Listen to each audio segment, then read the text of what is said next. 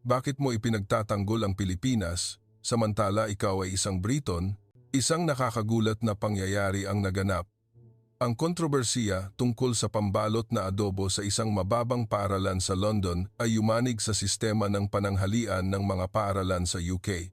Sa sentro ng kaguluhang ito ay isang inang Briton na ang simpleng baon na inihanda niya para sa kanyang anak ay nagbunga ng matinding debate sa pagitan ng mga magulang na kalaunan ay nagpabago sa kasaysayan ng pananghalian ng mga bata sa UK. Ano ba talaga ang nangyari? Narito ang revolusyon ng adobo roll na nilikha ng isang matapang na inang Briton. Magandang araw sa inyo. Ako si Hannah, isang ordinaryong full-time mom mula sa London, UK. Bagamat ganyan ako magpakilala ngayon, ang buhay ko ay malayo sa pagiging ordinaryo. Sa edad na 16, nagbago ang aking kapalaran dahil sa isang teleserye na aksidente kong napanood. Sa totoo lang, noon ay sawa na ako sa pagkain sa Britanya. Sa aming hapagkainan, walang katapusang cycle ng patatas, beans at mga fried food. Kahit ang dinner ko noong 16 na kaarawan ko ay mamantikang fish and chips pa rin. Nang gabing iyon, habang nagpapalit ako ng channel, napadpad ako sa isang eksena sa isang serye ng Pilipinas. Nakita ko ang isang buong pamilya na nagtitipon-tipon, kumakain ng mainit na sinigang na hipon. Kitang-kita ang pag-ihip nila ng hangin sa sabaw bago inihigop ng may lasa at ang paraan ng pagsusubo nila ng hipon. Para akong nakulam, nakatitig sa telebisyon. Ngunit ang mas nakakagulat ay nang una kong nakita ang pork sisig. Ang tunog ng pag-iingay nito sa sizzling plate, ang mapulang kulay ng karne na may mayonnaise at sibuyas, ang amoy ng bawang at sili. Ang eksena ng pagsusubo nito, kasabay ng kanin, ay parang isang hindi kilalang lupain na nagpukaw sa aking gana. Anong klasing bansa kaya ang may ganoong hapagkainan? Ang simpleng kuryosidad na ito ang naging simula ng lahat. Ang maliit na kuryosidad na iyon ay umusbong mula sa pagkaing Pilipino hanggang sa teleserye at bago ko namalayan, lubusan na akong naging isang Filipinophile o isang taong humahanga sa kultura ng Pilipinas. Bilang isang Filipinophile, gusto kong tikman mismo ang pagkain ng Pilipinas, ngunit mabilis akong naharap sa realidad. Napakahirap makahanap ng mga sangkap Pilipino sa UK noong panahong iyon. Hindi ako sumuko. Nilakbay ko ang maliliit na Asian supermarket sa labas ng London. Matapos ang matinding pagsisikap, nakabili ako ng patis at bagoong at sinubukan kong magluto ng adobo at pansit canton. Sa totoo lang, ang lasa ay malayo sa inaasahan ko. Para lang itong malabong imitasyon ng pagkaing nakita ko sa TV. Ngunit kahit na ganoon, ang buong proseso ng paghahanap ng sangkap at pagluluto ay nagdulot sa akin ng labis na kaligayahan. Nag-alala ang aking mga magulang sa pagkahumaling ko sa isang kakaibang bansa at ang mga kaibigan ko ay nagtatanong ng may pangamba, ano bang nangyayari sa iyo? Ngunit hindi ko ito mapigilan. Lubusan akong naintriga sa Pilipinas. Kaya, sa edad na dampan, gumawa ako ng malaking desisyon. Maglalakbay ako mismo sa Pilipinas. Halos magwala ang mga magulang ko. Sabi nila, napakawalang kwenta na iwanan ang UK para pumunta sa isang isla sa Asia, ngunit matatag ang aking desisyon. Kumuha ako ng student visa at sa wakas ay sumakay sa eroplano patungong Maynila. Ang buhay sa Pilipinas ay talagang higit pa sa inaasahan ko. Bukod sa napakasarap na pagkain, ang mainit na pakikipagkapwa-tao ng mga tao at ang makulay na kultura ng night market ay sadyang bumagay sa akin. May mga sandaling na pag-iisip ako kung baka Pilipino ako sa nakaraang buhay. Marahil ay dahil ito sa matinding kaibahan sa kapaligiran na naranasan ko sa UK. Ang UK, dahil sa palaging maulap na panahon, ay tila mabigat ang hangin at mababa ang pakiramdam. Ngunit ang Pilipinas ay iba. Ito ay isang bago, maliwanag, at masarap na mundo. Nag-aral ako ng mabuti ng Tagalog sa language school at nagtrabaho rin. Doon ko nakilala ang aking asawa ngayon, si Jose Mari. Nakita ako ni Jose Mari na nagtatrabaho gamit ang aking hindi pa matatas na Tagalog at nilapitan niya ako.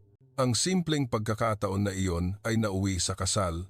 Noong una, nag-aalangan ang pamilya niya sa akin bilang isang dayuhang manugang Ngunit nang malaman nilang taos puso kung gusto ang Pilipinas at ang pagkaing Pilipino, sila mismo ang nagturo sa akin ng pagluluto ng isa-isa. Mula sa paraan ng paggawa ng puto hanggang sa sekreto ng pagluluto ng tinolang manok at ang paggawa ng suman tuwing piyesta. Isang malaking biyaya sa buhay ko ang maipasa sa akin ang ganoong kasanayan. Kalaunan, ipinanganak ang aming anak na babae, si Malia. Kami ay namuhay ng masaya sa Maynila. Lumaki si Malia na kumakain ng pagkaing Pilipino. Pamilyar siya sa hapagkainan na laging may kanin, mainit na sabaw at 3 o 4 na putahe. Nang mag-aral siya, kumain siya ng nutritious school lunch ng Pilipinas. Siya ay isang tipikal na bata na may panlasang Pilipino. Ngunit isang araw, biglang nakatanggap si Jose Mari ng reassignment order sa London. Pagkatapos ng 15 taon, babalik ako sa aking bayan. Hindi ko alam kung matutuwa ba ako o matatakot. Ang pinakamahalaga, nag-alala ako. Kaya bang umangkop sa paaralan sa UK ang isang batang lumaki lamang sa Pilipinas?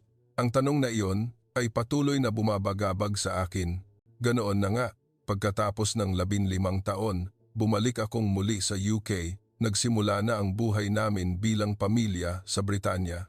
Ngunit ang naghihintay sa akin ay higit pa sa aking inaasahan.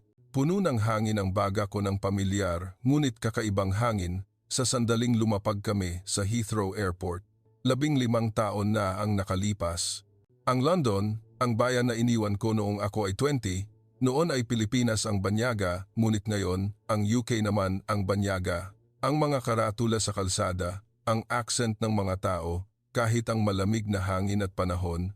Bagamat ito ang lugar kung saan ako ipinanganak at lumaki, kakaiba ang pakiramdam para akong isang outsider. Pagdating pa lang sa airport, mukhang tensyonado na si Malia. 9 na taong gulang. Para sa isang batang lumaki lamang sa Maynila, ang UK ay isang ganap na naiibang mundo. Kahit marunong siyang mag-Ingles, hindi pa siya sanay. Lahat ng nakapaligid sa kanya ay tila kakaiba. Umalis na si Jose Mari para magtrabaho at inihatid ko si Malia sa bago niyang paaralan. Ang mabigat na pakiramdam ng lumang brick building ng paaralan sa UK ay talagang naiiba sa maliwanag at malinis na facilities ng mga paaralan sa Pilipinas. Sa gate ng paaralan, mahigpit na nakakapit si Malia sa kamay ko. Ang kanyang maliit na palad ay basa at pawisan. Kitang-kita kung gaano siya kaba. Ang unang araw ay naging mas maayos kaysa sa inaasahan. Ang class advisor, si Miss Anderson, ay magiliw na ipinakilala si Malia sa klase. Sinabi niya na may ilang bata ang lumapit sa kanya nang may pag-usisa.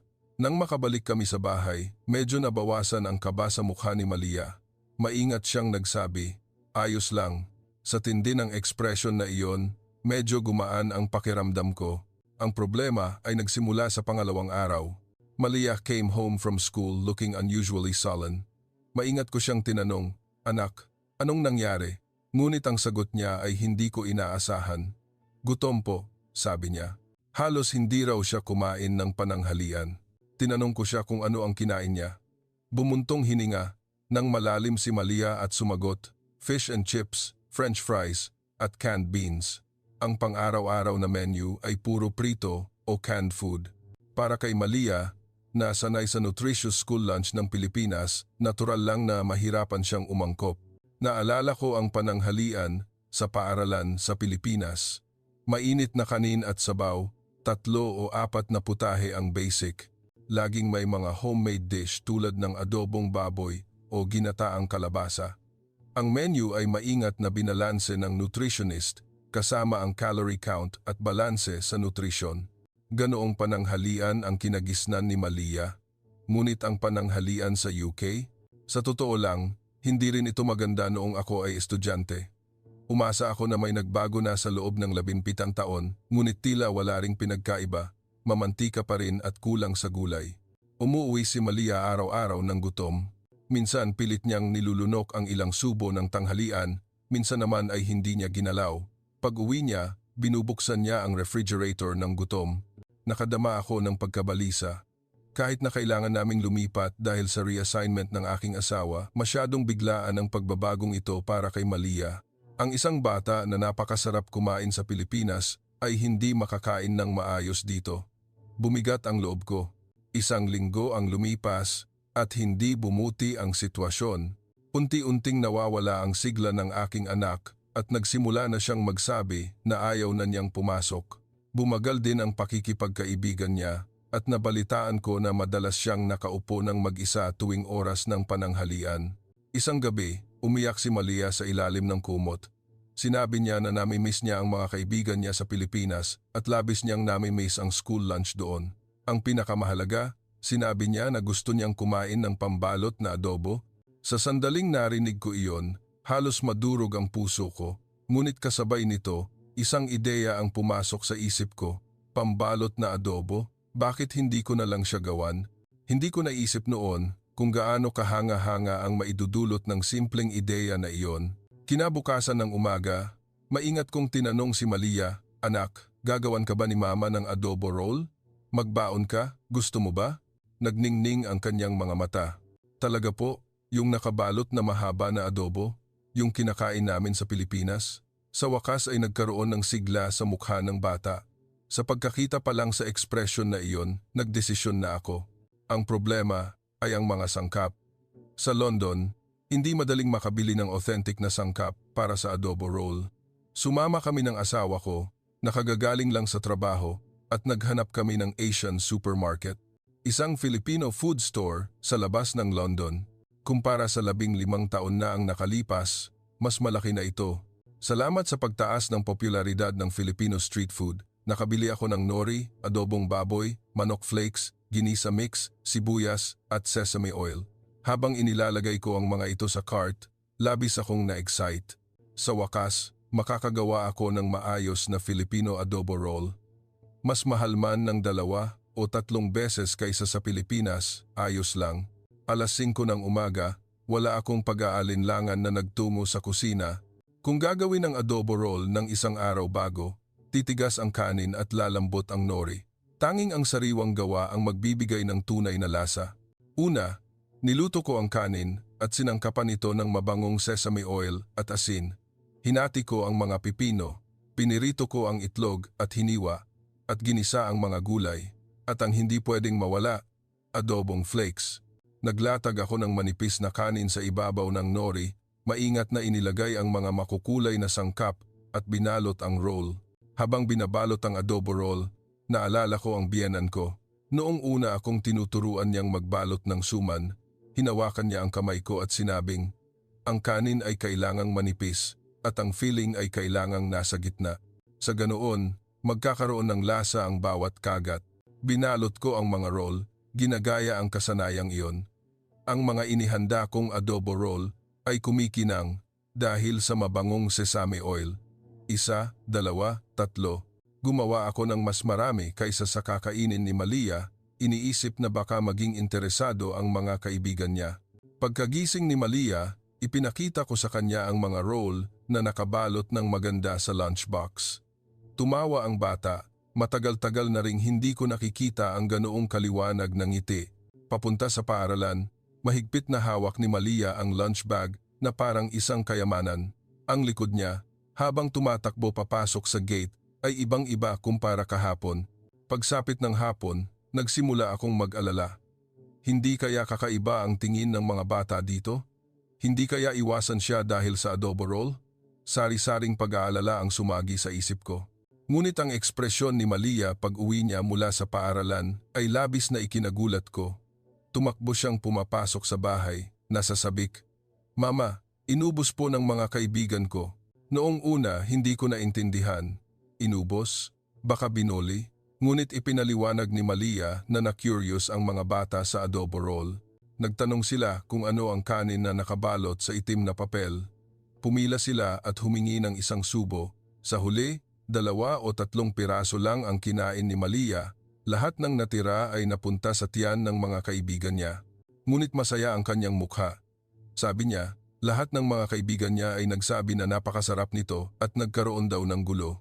Kinabukasan, tumawag ang class advisor, si Miss Anderson. Nagtanong siya kung maaari niya bang malaman ang recipe ng adobo roll. Ang lunchbox ni Malia ay naging usap-usapan sa klase. Ang guro mismo ay nakatikim at sinabing talagang napakasarap. Ang pinakanakakagulat ay ang reaksyon ng mga bata. Ang mga bata na hindi kumakain ng gulay ay walang pag-aalinlangan na kinain ang pipino sa loob ng roll. Kahit si Miss Anderson ay naintriga sa pambalot na adobo, hindi tulad ng aking mga pangamba naging popular ang adobo roll. Gusto ito ng mga bata at ng guro. Sa wakas, makakapagsimula na si Malia ng buhay niya sa paaralan. Nakahinga ako ng maluwag.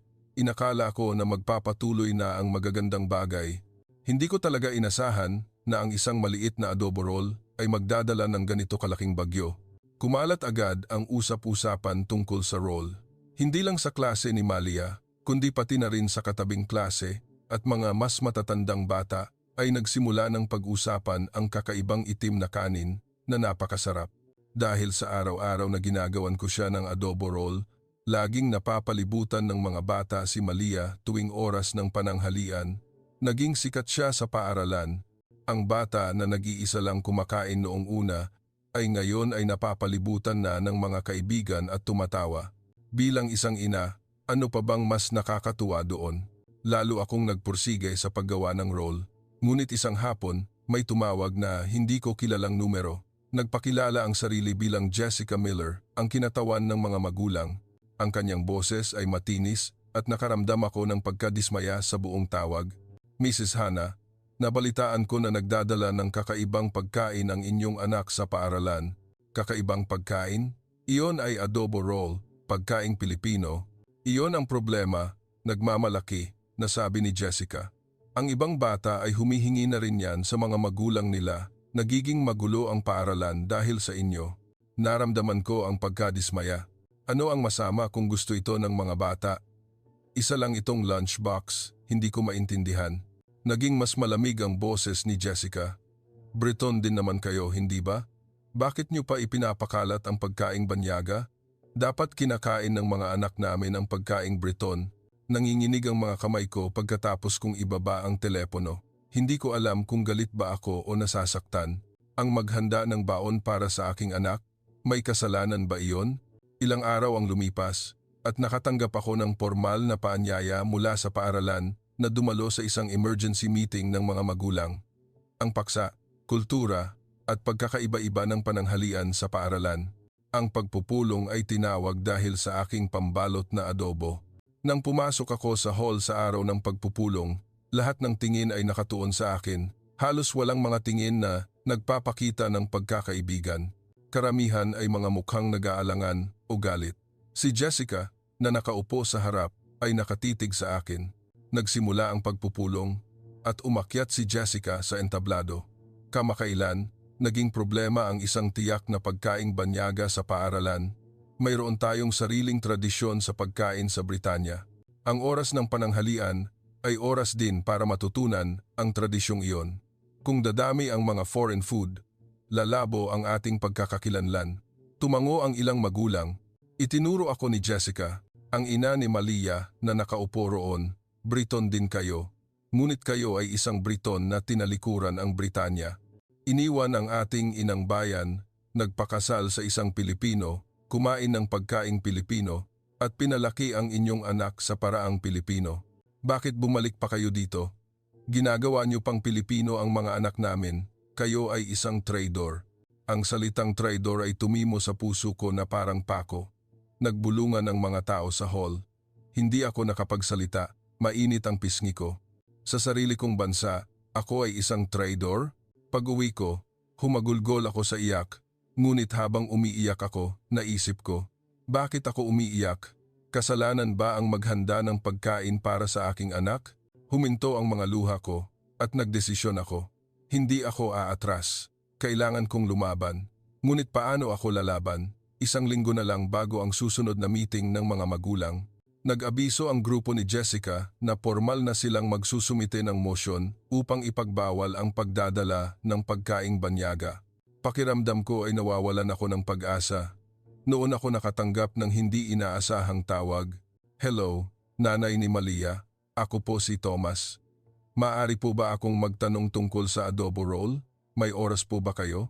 Si Thomas, ang nutritionist na namamahala sa pananghalian ng paaralan, ang nagpaplano ng menu ng mga bata at nagbabalanse ng nutrisyon. Nagulat ako kung bakit siya tumatawag sa akin.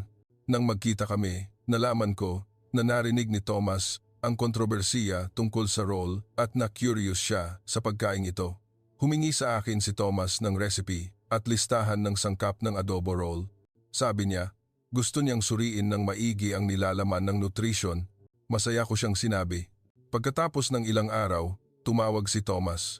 Ang kanyang boses ay puno ng kagalakan. Nanay ni Malia, ito ay kamangha-mangha. Lumabas na ang resulta ng pagsusuri. Kailangan niyo itong makita mismo. Ang impormasyon na ipinakita ni Thomas ay nakakagulat. Ang nutrition chart ng isang Filipino adobo roll, balanseng nilalaman ng carbohydrates, protein, fiber at vitamins. Lalo na, ang nilalaman ng gulay, kahit na pipino at ginisang gulay lamang, ay mas mataas kaysa sa inaasahan. Sa kabilang banda, ano naman ang average na datos ng pananghalian sa paaralan ng UK? Ang nilalaman ng taba ay 3 beses sa adobo roll at ang vegetable intake ay hindi umabot sa kalahati. Mas mataas din ang sodium content nito. Seryosong sinabi ni Thomas, gusto kong ipakita ang datos na ito sa pagpupulong ng mga magulang. Payag po ba kayo? Isang hindi inaasahang kaalyado, pumayag ako, siyempre. Sa araw ng pagpupulong, mas marami pa ang tao sa hall kaysa sa nakaraan. Si Jessica ang unang lumabas at ipinaliwanag ang mosyon upang ipagbawal ang pagdadala ng pagkaing banyaga. Ito ay tungkol sa pagtatanggol sa tradisyon ng Britanya at sa kaguluhan na maidudulot sa mga bata. Nang matapos ang kanyang talumpati, itinaas ni Thomas ang kanyang kamay. Bilang isang nutritionist, maaari po ba akong magbahagi ng ilang impormasyon? Ipinakita ni Thomas sa screen ang resulta ng pagsusuri, ang comparison chart ng nutrition ng adobo roll at ng pananghalian sa UK. Hindi nagsisinungaling ang mga numero. Nagbulungan ang mga tao sa hall. Sa totoo lang, ang adobo roll ay isa sa pinakabalanseng lunchbox menu na nakita ko, seryosong sabi ni Thomas. Gustong-gusto ito ng mga bata at natural silang kumakain ng gulay at high-quality protein. Hindi ito problema. Ito ay isang oportunidad. Tumayo rin si Miss Anderson, ang class advisor. Sang-ayon din po ako kay Mr. Thomas. Simula nang magdala si Malia ng roll, naging mas masaya ang oras ng pananghalian ng klase. Kahit ang mga bata na ayaw sa gulay ay kumakain ng pipino sa roll. Nagbabago ang atmosfera. Ngunit hindi umatras si Jessica. Kahit maganda pa ang nutrisyon, ano naman, hindi lang ito tungkol sa pagkain, ito ay tungkol sa tradisyon. At baka ngayon lang gusto ng mga bata dahil bago. Baka masarap lang ito ng 1 o 2 beses, pero kung ilalabas mo ito buwan-buwan, magsasawa rin sila at hindi kakainin. Nagkaroon ng deadlock sa pagitan ng pro at con na mga opinyon. Ang desisyon ay ibabase sa botohan sa susunod na pagpupulong. Walang nanalo o natalo. Dumating ang araw ng botohan. Hindi ako nakatulog nang maayos sa loob ng 1 linggo. Naramdaman kong awkward tuwing makakasalubong ko ang mga magulang sa gate ng paaralan. Hindi ko mahulaan kung sino ang boboto ng yes o no sa pamamagitan lamang ng kanilang mukha. Tila lihim na nangangampanya ang grupo ni Jessica, ngunit wala akong ginawa. Gabi bago ang botohan, pumasok si Malia sa kwarto ko. Mama, may mangyayari po ba bukas? Hindi ko sinabi ng detalyado sa bata. Sinabi ko lang na may meeting sa paaralan. Maingat na nagtanong si Malia, dahil po ba sa adobo roll?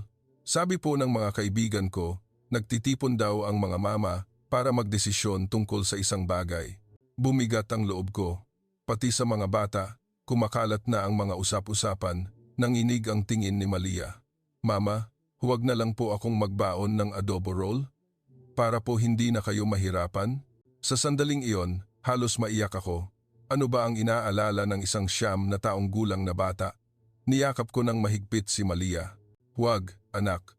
Si mama ang bahala. Huwag kang mag-alala ng kahit anong bagay. Kinabukasan ng hapon, pumasok ako sa hall. Siksikan ang mga upuan at halos puno na. Ang tensyon ay kumalat sa hangin. Si Principal Haley ang namuno. Isang mosyon lang ang inilatag. Kung ipapakilala ba ang Filipino adobo roll bilang bahagi ng opisyal na school lunch menu minsan sa 1 buwan. Ang kondisyon, kung ito ay magiging matagumpay, Unti-unting ipapakilala ang iba pang ethnic food. Si Jessica ang unang nagsalita. Hindi ba't dapat lang na kumain ng pagkain Briton ang mga bata sa paaralan ng Britanya? Hindi natin pwedeng hayaang lumabo ang pagkakakilanlan ng ating Great British Empire. Sinalubong siya ng palakpakan. Marami pa rin ang sumusuporta kay Jessica. Sumunod si Thomas, ang nutritionist. Muli niyang ipinaliwanag ang datos ng pagsusuri mula sa nakaraan. Gumamit siya ng mga numero at estadistika para ipaliwanag ng mahinahon. Nagbahagi rin ng field experience si Miss Anderson, ang class advisor. Pagkatapos, tumingin sa akin ang principal. Ako na ang susunod. Nanginginig ang tuhod ko habang tumatayo. Maraming tingin ang nakatuon sa akin. Halos lumabas ang puso ko. Ngunit nagsalita ako. Briton din ako. Dito ako ipinanganak at lumaki. Ngunit 15 taon akong namuhay sa Pilipinas at may natutunan akong napakahalagang bagay. Walang hangganan ang mabuting pagkain. Nagkaroon ng problema sa tiyan ang aking anak noon, ngunit lumaki siyang malusog dahil kumain siya ng pagkaing Pilipino. Ano ba ang masama doon? Mahalaga ang pagtatanggol sa tradisyon, oo. Ngunit kung may mas mahusay na paraan, hindi ba't ang pag-aaral at pagtanggap nito ay ang pinakamahalagang tradisyon? Natahimik ang hall sa loob ng ilang sandali. Nakita ko ang ilang tao na tumango.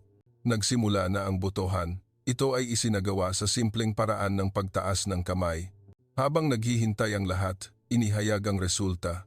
Pabor, 87 boto. Laban, 84 boto.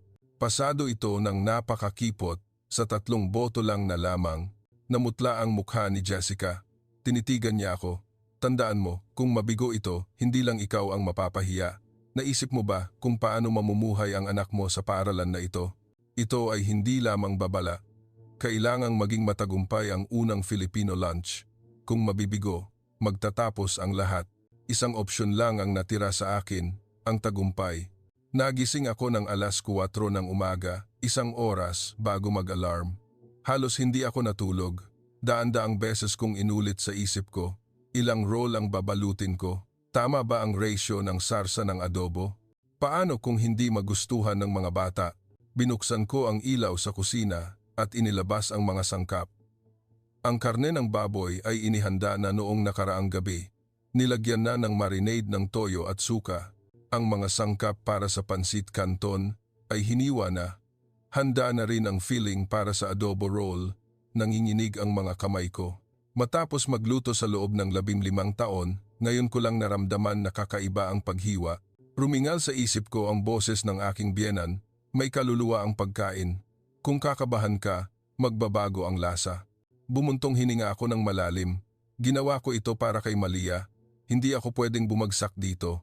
Bago magliwanag, tapos na ang lahat ng paghahanda. Nagdesisyon akong balutin ang adobo roll sa paaralan. Lalamig at lalambot ito kung gagawin ngayon. Ang adobo at pansit canton ay inilagay sa container at binuhat. Pagdating ko sa kusina ng paaralan, naghihintay na si Thomas. Mrs. Hannah, gawin natin ito ng magkasama. Tumulong si Thomas at 2 lunch chef. Mabilis naming ginisa ang adobo, inihalo ang chewy na pansit canton at binalot ang adobo roll. Napuno ng amoy ng pagkaing Pilipino ang kusina. Suminghot ang isa sa mga chef. Ano ang amoy na iyan? Ang bango. Sesame oil at sauteed na sibuyas. Ang secret weapon ng pagkaing Pilipino. Binalot ko ang higit sa 100 adobo roll. Masakit na ang pulso ko, ngunit hindi ako tumigil. Bawat roll ay puno ng taos-puso kong pag-asa. Dumating ang oras ng pananghalian. Bumukas ang pinto ng cafeteria at pumasok ang mga bata. Ang unang bata na tumayo sa harap ng tray ay nanlaki ang mga mata at butas ng ilong nang makita ang roll, adobo at pansit canton na nakalagay sa plato. Wow! Ang bango at ang ganda. Sunod-sunod na pumila ang mga bata at mabilis na humaba ang pila. Ang mga bata na kumuha ng adobo roll ay puno ng pag-usisa ang kanilang mga mukha. Dumating si Malia kasama ang kanyang mga kaibigan. Ngumiti siya sa akin. Ang ngiti na iyon ay nagbigay sa akin ng lakas. Unti-unting naging maingay ang cafeteria. Narinig ang mga boses sa lahat ng dako. Ang sarap talaga nito. Tikman mo itong karne. Ano? Yang manipis na noodle. Ang chewy. Pahingi pa ng roll. Mabilis na naubos ang mga plato, halos hindi sapat ang inihanda ko, halos naubos ng mga bata ang kanilang mga plato. Sabik na sinabi ni Thomas, "Mrs. Hannah, tingnan mo, halos wala ng laman ang garbage bin." Ito ang unang beses na nangyari ito. Ang datos na naipon pagkatapos ng pananghalian ay nakakagulat. Ang dami ng basura ay ang pinakamababa. Ang vegetable intake ay 2 beses sa karaniwan at ang satisfaction survey ng mga bata ay overwhelmingly pabor. Habang papaalis ako sa cafeteria, may humarang sa dadaanan ko. Tumigil ang mundo. Ano pa ang sasabihin niya? Ngunit ang ekspresyon ni Jessica ay iba sa inaasahan ko. "Magsasalita ako ng totoo," sabi niya. "Ang anak ko, si Oliver, dati ay picky eater. Hindi niya maubos ang isang mangkok. Ngunit ngayon, inubos niya ang pananghalian at pumila pa para humingi ulit. 8 taon ko siyang pinalaki at ngayon ko lang nalaman na ganoon pala siya kumain." Nagpahinga si Jessica at nagpatuloy. "Panalo ka. Ang kailangan ay aminin." Ilang araw ang lumipas, tumawag si Jessica. Sabi niya, parating sinasabi ni Oliver ang adobo roll at nagtanong kung maaari ko ba siyang turuan kung paano ito gawin sa bahay. Humingi siya ng recipe ng roll. Noong una, inakala ko na nagbibiro siya. Hindi ba't siya ang tumawag sa akin na traidor? Ngunit seryosong sinabi ni Jessica, "Masyado akong sarado noon. Bakit mo gusto ang pagkaing Pilipino?" Sa tingin ko, naiintindihan ko na ngayon. Nang weekend na iyon, inanyayahan ko ang pamilya ni Jessica sa bahay. Magkasama kaming gumawa ng adobo roll. Si Oliver, ang anak ni Jessica, ay na-excite sa pagbalot ng roll. Tumulong si Malia at tumatawa sila. Ang mga bata na nag-aalangan pa noong nakaraang linggo ay naging magkaibigan. Ang Filipino Lunch Day ay ginawang regular, minsan sa 1 buwan. Hindi lang adobo roll, kundi pati na rin pork adobo, ginataang kalabasa at pansit canton ang inilalabas. Ang dami ng basura ay patuloy na bumababa sa pinakamababa at ang vegetable intake ng mga bata ay patuloy na tumataas. Inipon ni Thomas ang mga datos na ito at iniulat sa London Education Authority. Hindi nagtagal, tumawag ang Education Authority. Sinabi ng head na gusto nilang personal na bisitahin ang paaralan. Kinabukasan ng pagbisita ng Education Authority, kinabahan na naman ako, ngunit ang atmosfera ay magiliw. Tiningnan ng head ang eksena ng pananghalian at kinumpirma ang reaksyon ng mga bata pagkatapos ay nagbigay ng papuri. Ito ang unang beses na nakita ko ang ganitong resulta. Nakakagulat din ang pagtaas ng vegetable intake, ngunit ang pinakamahalaga ay ang mga bata ay masayang kumakain. Ito ay kahanga-hanga. Nagbigay ng mungkahi ang Education Authority. Sinabi nila na gusto nilang ipakilala ang kaso na ito sa iba pang paaralan at nagtanong kung maaari ba akong maging consultant. Ako, isang full-time mom, ay naging consultant ng Education Authority, parang panaginip. Pagkatapos noon, ang mga paaralan sa buong London ay nagsimulang tumawag sa akin. Nagtanong sila kung paano ito nagsimula, paano dinisenyo ang menu, at saan binili ang mga sangkap. Ginawa ko ang lahat upang sagutin ang lahat ng tanong. Mayroon ding mga paaralan na personal kong binisita at nagsagawa ako ng cooking demonstration. Nagbago rin ng malaki si Malia. Ang bata na introvert noong una siyang dumating sa UK ay ngayon ay malayang nagpapakilala ng kultura ng Pilipinas sa kanyang mga kaibigan. Kapag may cultural presentation sa paaralan, nagvo-volunteer siyang ipaliwanag ang pagkaing Pilipino. Ang mga kaklase niya ay tinatawag si Malia na Filipino food expert.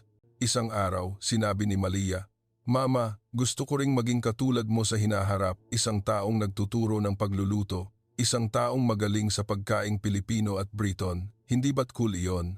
Naluha ako. Isang bata na nakahanap ng kanyang pagkakakilanlan sa pagitan ng 2 kultura, iyon ang inaasahan ko. Minsan, naaalala ko ang araw na tinawag akong traidor. Labis akong nasaktan at nagalit noon. Gusto ko lang pakainin ng masarap na pagkain ang aking anak. Briton din naman ako, bakit ako ang naging taong tinalikuran ng bansa? Ngunit ngayon, iba na ang pananaw ko. Ako ay isang ordinaryong inalang na nag-aalala sa pagkain ng aking anak. Ngunit ang ordinaryong puso na iyon ay umabot sa mas malayo kaysa sa inaasahan ko. Mula sa isang lunchbox hanggang sa pananghalian ng paaralan. Wala itong kinalaman sa pambansang pagmamalaki. Nag-video call ako sa aking biyenan at ipinakita sa kanya ang video ng mga batang Briton na masarap na kumakain ng adobo roll. Tumawa ang biyenan ko. Ang manugang namin naging Filipino food missionary sa UK. Nagbunga ang pagtuturo ko sa iyo. Ipinagmamalaki rin ako ng asawa kong si Jose Marie. Alam mo ba mahal, noong una tayong dumating sa London, sobrang nag-alala ka? Nag-alala ka na baka hindi maka-adapt si Malia sa paaralan, na baka hindi siya kumain ng maayos. Nakita ko ang pagbubuntong hininga mo gabi-gabi. Ngunit ngayon, sikat na si Malia sa paaralan at binago mo pa ang pananghalian sa paaralan. Napakagaling mo, asawa ko. Sa totoo lang, hindi ko rin alam kung paano nagdulot ng ganoong kalaking pagbabago ang lunchbox ng isang anak. Hanggang ngayon, madalas pa rin akong gumawa ng adobo roll dahil may mga demonstration ako sa ibang paaralan. Ang proseso ng paglalatag ng kanin sa nori, paglalagay ng mga sangkap at pagbalot ay automatiko na sa aking mga kamay. Balang araw, gusto kong iparating ang halaga ng pagkaing Pilipino sa mas maraming tao. Hindi lang sa UK, kundi pati na rin sa ibang bansa. Wala pa akong anumang engrandeng plano. Gagawin ko ito ng dahan-dahan, tulad ng maingat na pagbalot ng bawat adobo roll. Dahil natutunan ko na ang maliliit na simula ay maaaring lumikha ng malalaking pagbabago. Paminsan-minsan, naalala ko ang biyenan ko, ang kanyang maiinit na kamay noong una niya akong tinuruan na magbalot ng suman. Hindi ko makakalimutan ang kasanayang iyon. Ngayon, ang kasanayang iyon ay nakarating sa malayo, sa London. Balang araw, ipapasa rin ng aking anak na si Malia ang lasa at puso na ito sa iba nang walang pagbabago. Dahil ganoon ipinapasa at nagpapatuloy ang taos-pusong intensyon na nakapaloob sa isang pambalot na adobo. At ako si Hana, ang nanay ni Malia at asawa ni Jose Marie, ang nagkukuwento ng lahat ng ito sa inyo. Hanggang dito na lang ang kwento ngayon. Kumusta ang kwento ngayon? Kung nagustuhan niyo ang kwento na ito, please subscribe, like at set notification para makita ang mas maraming kwento. Salamat sa panonood.